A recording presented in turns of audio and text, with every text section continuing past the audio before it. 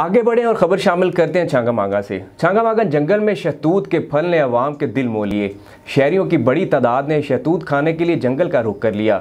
इस पर रिपोर्ट कर रहे हैं छांगा मांगा से ताहिर असगर अंसारी। उसमें बहार की आमद के साथ साथ छांगा मांगा जंगल की रौनकें दुबाला हो गई।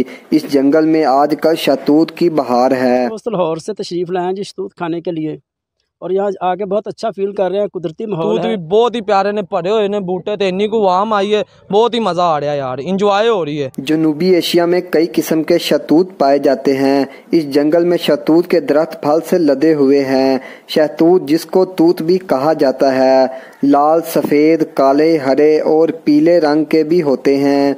रेशम के कीड़े पालने के लिए शहतूत का दरख्त अहमियत का हामिल है। मौसम बहार का फल शहतूत जैसा कि आपको पता है पक कर तैयार हो चुका है और हम सब दोस्त जो हैं वो शहतूत खाने के लिए आए। यहाँ पे छांगा मांगा का हमने बहुत सुना था, जैसा कि अभी मौसम भी चल रहा है शहतूत का यहाँ पे, इसलिए हम दोस्तों ने प्लान किया और यहाँ पे आए। कीड़े पालने के लिए शहतूत का दरख्त अहमियत का हामिल है। शहतूत की लकड़ी से कई कीमती एशिया भी बनाई जाती हैं। शहतूत के फल को खाने के लिए जिला कसूर समेत पूरे पाकिस्तान से लोग छांगा मांगा जंगल में उमड़ आते हैं। शहतूत को छांगा मांगा और गिद्धोनुमा में सौगात की हैसियत हासिल है।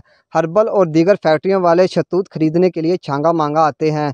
तिब्बी माहिरीन का कहना है कि शहतूत का इस्तेमाल कैंसर जैसे मूजी अमराज में बहुत अहम किरदार अदा करता है। शहतूत का फल पूरी दुनिया में बहुत शौक से खाया जाता है। कैमरामैन मोहम्मद उमर रिजवी के साथ ताहिर असगर अंसारी, MM5 न्यूज़, छांगा मांगा।